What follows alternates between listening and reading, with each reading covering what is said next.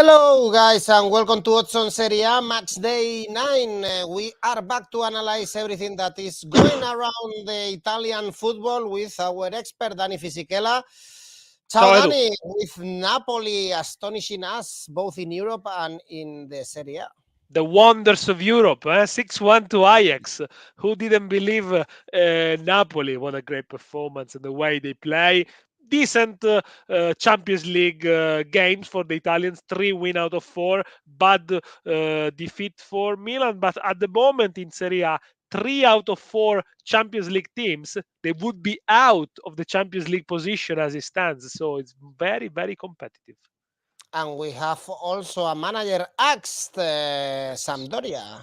Gianpaolo is out, so let's analyze every single game with Danny and with you guys. As always, we want to know your opinion, so let us know your tips for this match day. And of course, press the like and subscribe. And now let's go on with the show.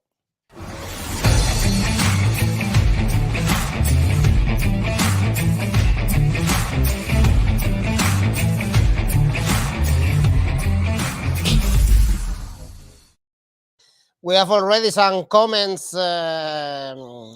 saying that they are very sad about Milan performance and disappointed about Milan performance in Stamford Bridge. Indeed, 3-0 and without many chances to get a point from London. But our main game, our first game, is the other team of Milan, Inter, traveling to Sassuolo. This is a tough game, actually, for Inter. We were surprised by the performance of Inter against Barca. We didn't back them in our show, but at the end, Danny, they gave us a very good news between Barcelona, 1-0. And now also they have to keep an eye on the Serie A because back-to-back defeats against Roma, against Udinese. We commented this in our Champions League video that against Roma perhaps they deserve more, but now it's time to grab a point against Sassuolo, and it won't be easy because Sassuolo are back on track with back-to-back victories. And finally, on Wednesday, we saw the team spirit from Inter working as a team, helping each other, players doubling up on Barcelona players, making Barcelona life difficult. I think Inter realized they are not in a great moment, but they say, okay, we need to find the strength. We need to be tough to beat. We need to have a very strong defense and then build up the play in the opposition half, and which they did well in the first half. Actually, they looked like they were not losing the ball unless they forced, a very difficult pass, for example. So a very good win for Inter, which goes, with the morale. Is so important because, Inzaghi was under pressure. Had he lost, had he not won at Sassuolo, probably his job would have gone. But I think for this game, Inter are going to be mentally tired and physically tired because playing over 40 minutes under the spell of Barcelona attacking a lot. Maybe they should have had a penalty, but even if they had many chances, really they attacked for 40 minutes in the second half. I think that's going to leave some Inter players very tired, but we've seen very good individual performances finally from Inter, especially the likes of Barella, the likes of Di Marco, the likes of Lautaro, Skriniar, Bastoni. It looked like the Inter that we saw with Conte, and we haven't seen it this season with that kind of fighting spirit. They go to Sassuolo, which got a very good result at the weekend, 5-0 against Salernitana. This is a Sassuolo that is a bit different from previous season because they don't concede many chances. They don't concede many goals at all. I think they're becoming a little bit more defensively minded also because they miss the two main strikers, De Frel and, of course, Berardi. They are with Pinamonti, who's a former Inter player. Let's see if he scores against them.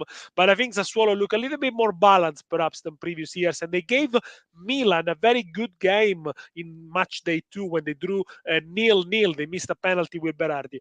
I think this is going to be, if Inter are going to win this one, they have to go through a lot of fight, I think, a lot of resilience again, and perhaps not a high-scoring game. That's why I'm going to go for an under 1.25 goals in the first half, which pays well, 189. So that means if there's only one goal in the first half, you win half your stake. If the first half finish 0-0, you win 189. A little bit risky, no, Danny, because most of the people here are telling us over 2.5 goals, and Inter, they are conceding a lot this season, 13 goals conceded. That's right, but don't forget this was been one of the best defenses for the last couple of years. And if you look at the way they defended against Barcelona, it's about defending collectively. Also, I think for this game, Correa's gonna be missing. Lautaro had some injuries, still without Lukaku. I'm not sure if they're gonna go to a flying start at Sassuolo, to be fair. Okay, next game, the best one in this match day, That's Milan. Juve, for most of the people, is the Classico of Italy, no? No, the Classico is Inter Juve. The Classico is Inter Juve. The Classico is Inter Juve. But for Milan many... Juve is a great game, but it's not the Classico. Okay, let's leave it like that. Milan Juve, with Juve picking up with 2 victories against Bologna, 3-0 against Hapoel. 3-1 at moments. Actually, Hapoel was very close to draw that game. And Milan, we said before, very disappointed in Stamford Bridge. Only one chance created by Leao on the left-hand side, but they were really poor. Perhaps even they could have conceded more goals against Chelsea, and even against Empoli, Dani, they were very close to drop points. They were far from good. Is this Milan looking weaker than last season? I don't think we need to look at the results as well. Milan went to Stamford Bridge with a lot of injuries, without the main fullbacks, without Kjaer, without Salemakers, without Messias. So all of a sudden, the rotations are not quite there. It is true, it was disappointing. They only had one chance with Krunic in the end of the first half, and then Chelsea were so dominant, and Milan also made a few individual mistakes, like for the goal of Aubameyang, Tomori. They are without Magnan. I think that counts. The goalkeeping of Tatarusano sometimes could be questionable, but I think it's more about his distribution with the foot and with the hands.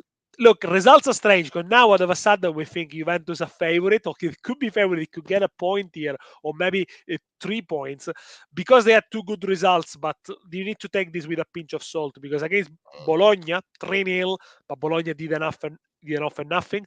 Against Maccabi Haifa, 3-1, but they suffer in the end. The good news is that Di Maria provided 3 assists. Milik got a little bit of rest. Juventus are getting back some of the big players, Locatelli, Rabiot, of course they got back Szczesny. So now they are almost with the full squad, only Chiesa and Pogba missing. When they're going to come back, I think we're going to see a different outlet. But let's not forget how far apart these 2 teams have been in the last year, how better Milan have been across August and September. Juventus haven't won a single game in September, but now they are in October and they won 2 goals, scoring 3 goals, 2 games, scoring 3 goals in each game. The Champions League fatigue is gonna affect them, I think, especially Milan, who got a lot of injuries. This is could be cagey, for example, because I think Juventus, to win this game, they need to be hard to beat. They need to do a little bit like Inter did against Barcelona, maybe go through some phases where they're gonna suffer a little bit more, and then being able to hit Milan on the counter. It's a difficult one, but the odds are great. Whichever things you choose, if you get it right, is really, really good. My pick is Asian handicap for the visitors for Juventus, 0 in the first half, 256, which is cautious, okay? So you might expect to get your money back if, for example, it's a draw. But if Juve scores first and then manages to hang on, I think it's a good return. I like this one as well. Juve to pick up a point from San Siro, so draw double chance for Juve is 1.8. Armin is telling us for a low scoring game, but the odds are dropping for under 2.5 goals. But Joe is going also for Juventus Asian Handicap 0 in the full time. So good odds. Now we are a bit more optimistic for Juventus, but let's see when they face tough opposition like on Saturday. And it's very difficult to be optimistic about the next 2 teams. We have Bologna, Sampdoria. Sampdoria, as I said, they sacked Gianpaolo, and I checked that they just appointed Dejan Stankovic as good appointment. I like him. I like him. Manager. Yeah, the Stankovic, a classic in Italian football, as we all know. Also, Bologna fired the manager Mihailovic some weeks ago, but the team is not taking off. Danny, it's very difficult to back any of these teams. Bologna only with 6 points. Sampdoria, they are dreadful, only 2 points. The Giampaolo deserved the sacking. I think it's the 8th sacking of his career. The team looked so weak, so lax, with no reaction, and also playing a strange formation only with one man up front. Yes, no wonder they really struggle to score. Bologna, they are in transition because I think we cannot see yet the changes of Thiago Motta. Against Juventus, they offer nothing, proposed pretty much nothing in attack, and they were caught, by the better quality, excuse me, of Juventus. So for this one, it's really difficult to judge because I think both teams are not in a great form. I think Stankovic is going to inject more charisma, more fighting spirit. If they take something from this Red Star Belgrade side, they read really well domestically and also in Europe, is matching up with some good teams. Sampdoria will definitely improve, but they need to show more fighting spirits. I don't think Stankovic is going to be on the bench for this when they are signing up these days, and then maybe from next week. They're both weak. It could be a both to score game. It doesn't pay amazingly well. 182. It could be a low scoring both to score, maybe a 1-1 for this one. Arnautovic to score. Wanchuk is telling us Arnautovic is the top scorer of It is Serie A. 6 goals, and has been voted September Player of the Month in Serie A. Wanchuk, if there's someone who can score at Bologna, is definitely Arnautovic, because the other ones, I mean, it's all about this team. Bologna is weaker than last season for sure, and it's all about Arnautovic. So, yes, if you think Bologna gonna win, Arnautovic scoring, I think, is a decent bet. All right, the next game, early kickoff on Sunday, is Torino-Empoli, with Torino going down in the standings with 3 consecutive defeats, and Empoli, they have 7 points, only one more than the relegation spots. As we said at the beginning, they competed well against Milan. They lost, but the last away game, it was in Bologna, and they won it.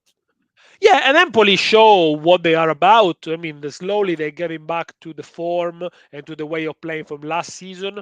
Always play from the back, always building patience in the play. They got young players up front that they can change the game as well. And, they're a technical side, really, that goes face to face with every team. They don't like to play defensively. And they got an extremely good keeper, which is... the keeper of Empoli. I'll think about it, but look it up. I mean, his name escapes me, but he's been great. Vicario. Vicario has been great. It's been a lot of saves. So even if they concede a lot of goals, he's been outstanding. But not only him, also other players. And I think when Empoli plays that way, you can expect goals. Torino at home, they're good. They're better than away. And Napoli, I was surprised how open they were, especially in the first 15 minutes.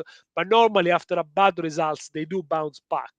And they're gonna be aggressive. They're gonna press high, try to stall the ball from Empoli, where they're building from the back and create quick chances. You can expect both teams are susceptible to mistakes. Empoli score against Milan in the 92nd minutes, and then after 30 seconds they already conceded 2. So they are very naive. Over 2.5 goals for this one. I like it. 210. Betty is also telling us over 2.5 goals. We have to take in consideration that these two sides score only 7 goals each, less than 1 goal per game. So I also understand Abdul going for under here. Very difficult to predict this one. Good odds if you... very difficult. Good odds if you back Empoli. Also very difficult the next one. Salernitana, Verona, 2 teams in trouble, especially Verona. They are in relegation spots with only 5 points. Salernitana, I'm telling that they are in trouble because they are winless in the last 5 since they beat some, but they started the season pretty well. That's why they are with 7 points. 2 points ahead of Verona. Again, Danny, this is difficult, a scary game, another one this weekend. Yeah, Salernitana setback at Sassuolo, bit unexpected because they started the season so well. and they looked so composed, so compact. Everyone knows what they're doing. To suffer a 5-0 defeat is a step back. But for a team that has improved a lot since last season, and I still trust with David and Nicola, they are in safe hands. There are at the moment 3 teams that are weaker than them, but things can change. Verona against Udinese, unlucky because they lost in the very last minute, and they had chances in the first half, in the second half. The problem is that they don't have a great goal scorer. I don't think Lasagna scored in months. He provided a couple of assists, and I think he scored against Napoli in the first game, but it really didn't count. They don't have a big striker. Verona have lost Simeone, Caprari, and Barak in the transfer market. So for them, really, the goal is becoming a problem, and they do always concede chances. Again, is a team that hasn't got a very strong defense, a midfield that doesn't control the ball very well. They're very intense, very aggressive. So normally Verona's games have got a couple of goals in them all the time. For this one, though, you see someone already suggesting, reading my mind, Verona Asian handicap 0-11, which I think, again, is the conservative one, because if they draw, you get your money back. You might not want to risk too much. This is a very, very difficult one to read. Indeed, Crutzen is telling the opposite, actually. Salernitana to win, Abdul both teams to score. Armin is telling us to like the video, of course. This is important do. For us. Every time you mention lasagna, Danny, Kevin Lasagna makes me hungry. Well, you're not the only one. He's not scoring as Monza is doing. For instance, Monza Spezia is our next game. Monza taking the air to the category, 7 points, back-to-back victory, 0-3 against Sampdoria. Now they are facing Spezia, all losses when they are playing away. But Danny, we have to say that they've played the big guns when they were playing away. And lost. They lost to Inter, Napoli, Juventus, Lazio. All the defeats were 2-0 to Spezia, yet a very good start of the season compared to last year. But when they play away, they're toothless. They don't produce pretty much anything. They just expect to be attacked, and then in the end, they do concede goals because they haven't got a great defensive side either. But when it comes to a home game for Spezia, it's different. They are more fired up, and they know how to take the chances. Now, Monza, they got 7 points. For some people, it's not even enough, considering how good the recruitment has been and how experienced is in terms of Serie A games. The team, the likes of Pessina, Caprari, Rovella, Sensi, Pablo Mari, Cragno, the goalkeeper. These are all experienced Serie A players or international players. Some of them are former Italy international players. So they should be there. They changed the manager with Palladino, change a little bit of style, play a little bit more on the front foot. And the results are start coming. 2 very deserved wins. I think Monza, it is one of those teams that at the moment are on the up. They are scoring goals. They are producing chances. Against Juventus was 1-0, but they could have scored more. And Spezia playing a side that is there or thereabout in terms of quality, but I think again Spezia should be weaker for this one. I hope they propose a little bit more. Over. I mean, the Monza win is nice, okay? And then to make it 3 in a row and then you win 208 is really appealing. The quality of this, I think Spezia's got 1 more points in the table. Got 8 points, Monza 7, but Monza is stronger. Over 2.5 goals here again. I like it as well. 205. Okay, Abdul is telling us that we will see a lot of goals this weekend. Also, to score another. Abdel is pessimistic, under 2.5 goals. Perhaps we see Ibrahimovic, soon enough in Monza, because he has a very good relationship with Berlusconi. But he's committed to me. He's got 1-year contract. He should be back in January after his knee surgery with Milan. Well, we'll see. Maybe he's a good friend of Berlusconi, as they are. Definitely. He recently had a picture. We saw the picture on social media for the birthday. Exactly, and Berlusconi is linked to Monza right now, and Galliani. He's the owner. Exactly, it's the owner. So why not? Next game, and this is a good one. I don't know why it's at 3 p.m. in Italy, because this is a Champions League clash. Udinese, Atalanta, perhaps title contenders. Who knows? Atalanta, 20 points, the same as Napoli. A new Atalanta, refurbished Atalanta. Now they are stingy, they are pragmatic, only 3 goals conceded, but they are winning 1-0 the games, whereas Udinese is the opposite. Last season, they struggled to score goals, and this season they are free flow scoring, 17 goals scored and 6 consecutive victories for Udinese. Wow. Yeah, maybe you can swap the shirts, and you think, well, Atalanta should play with the Udinese shirt and the other way around, and you wouldn't be able to recognize it. Because yeah, the big question, the big mystery somehow in Italy is how Atalanta have transformed from a free scoring team that conceded a lot to a team that wins a lot of games 2-0, 1-0, the best defense of Serie A. Well, I think this is due to the pragmatism of Gasperini and to the intelligence of Gasperini, who understood he hasn't have the best players available, especially up front. Some of his attacking midfielders are difficult to rely on, especially Maele and Maele, especially Pasalic and Malinowski. So he's gonna become a more defensive-minded Atalanta with the fullbacks pushing up a little bit less. But they still have the quality up front, especially the young players like Lukman. They can always nick a goal. They're gonna be hard to beat. They're gonna be really, really intense, and this is the way forward. But I would expect Atalanta in the second half of the season, when things have stabilized a little bit more, to start producing more attacking football. Because I don't think Gasperini is one of those managers that he can be just happy and content to sneak a goal and defend. But Udinese, on the other hand, it's a team of extremes. They attack a lot, create a lot also against Verona, had a lot of chances before conceding, after conceding. In the second half, they kept going. And then in the end, they found the goal at the end with Bijol. By the way, second goal for Bijol in Serie A. What a good signing from the Russian league for Udinese. This young player, very very good. Udinese, that's what they are about. A very fit team. They're gonna attack with courage. They're very direct. They tend to sometimes to overcome the midfield and play directly in the opposition half. And I think this style of play is gonna force Atalanta to come out a little bit more. I like the ball over 2.5 goals here. 190. You can see I'm really split this week match. They are not giving you a lot of full-time results. I'm going a lot for the goals market because these are difficult games to predict, I must say. Over 2.5 goals, 190. Many people are telling us also both teams to score. This is 1.73. And Danny, you are completely correct. How difficult is this area to predict? Even among our audience, we are all divided on under, over, going for Atalanta, going for Udinese. Most of the people here trust Atalanta or Atalanta double chance, for instance, this game. Abdul is telling us Udinese to score in the first half with odds 2.1.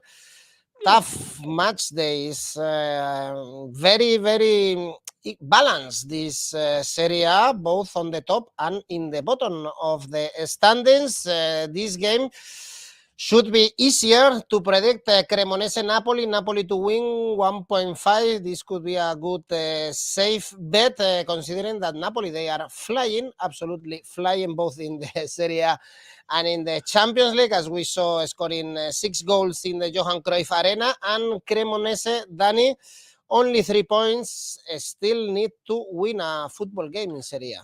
And Napoli also making a couple of rotations, playing with Ajax. We've seen the likes of Oliveira, the likes of Ndombele. Let's not forget they are still without Osimhen, who might be injured for this one as well.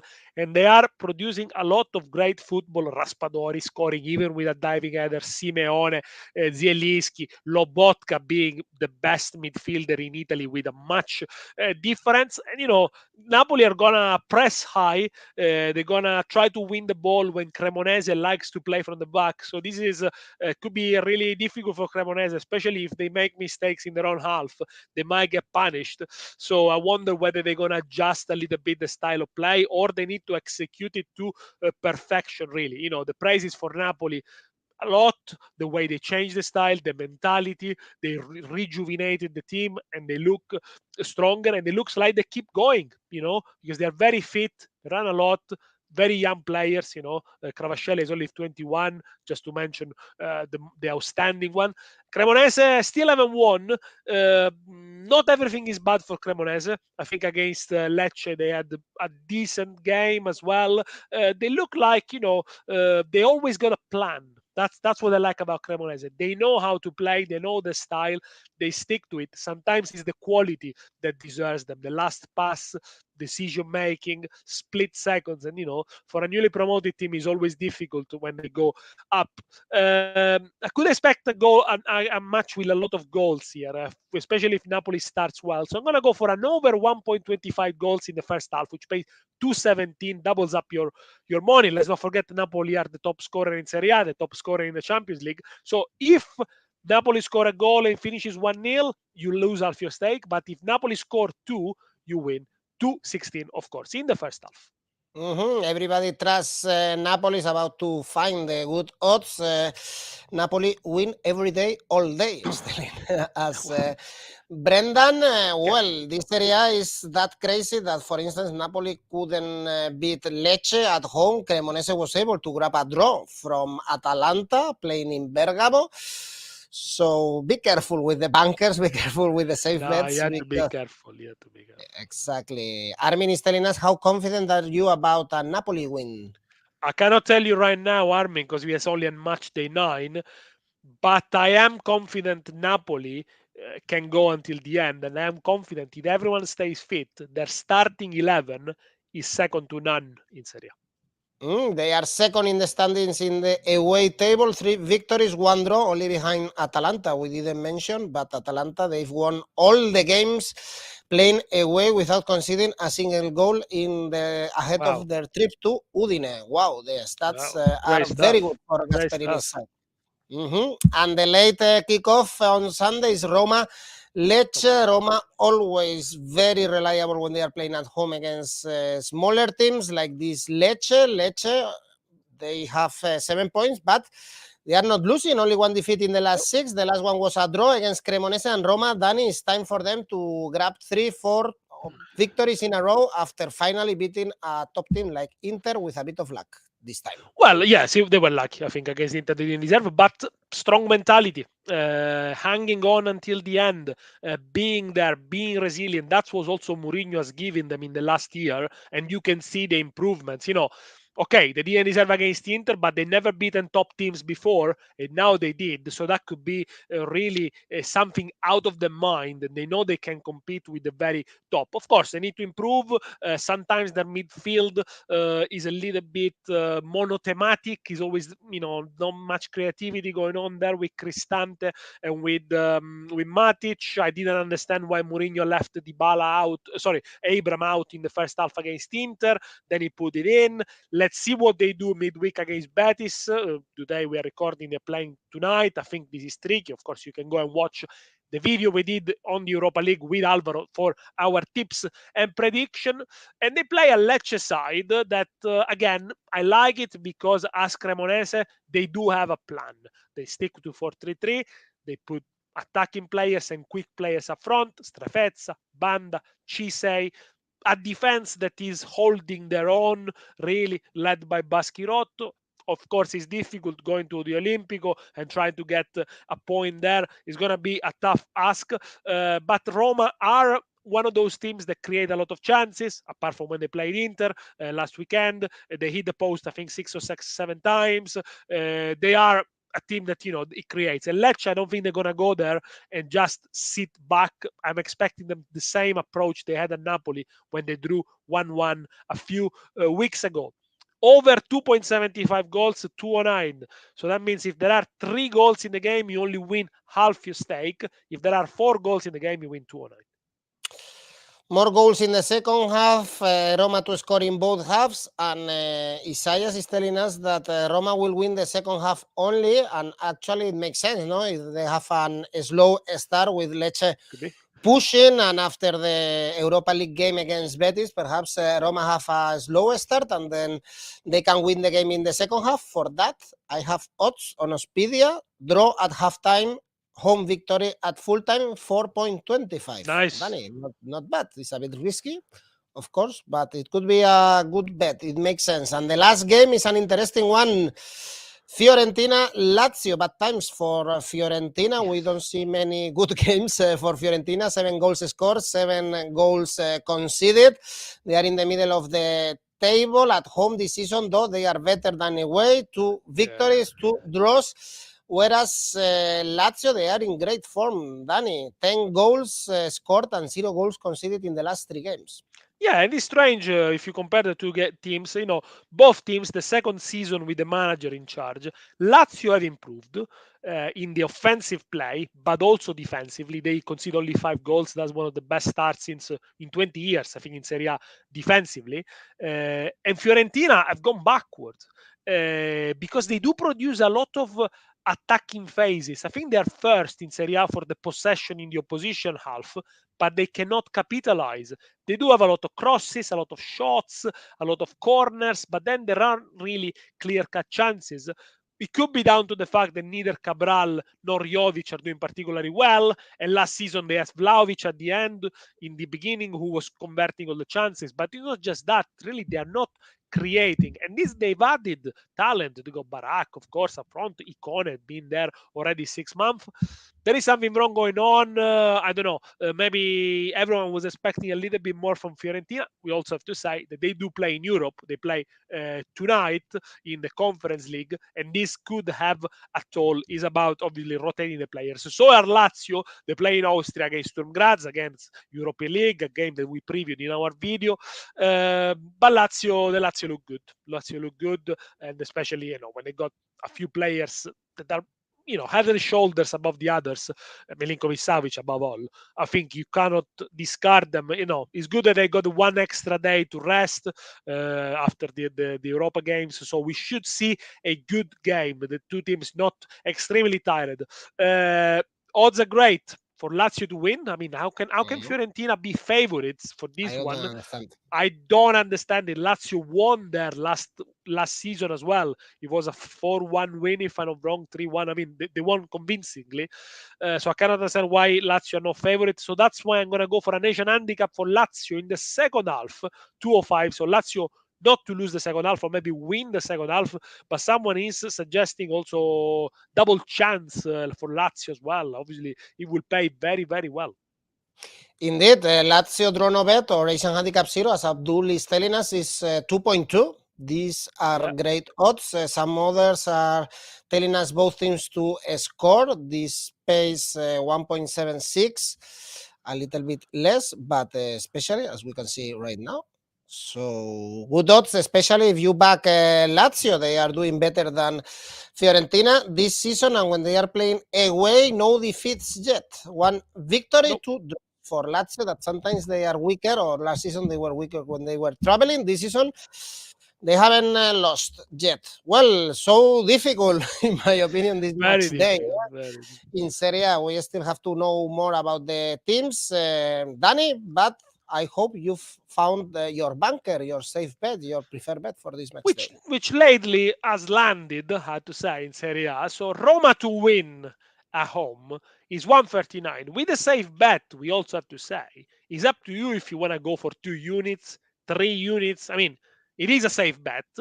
Nobody has got a crystal ball, so I'm not telling you 100% it's going to land. Most of the time it lands. So because it's a safe bet, if you have to be a little bit tactical about it. And more difficult, of course, to nail the ACCA, but let's try.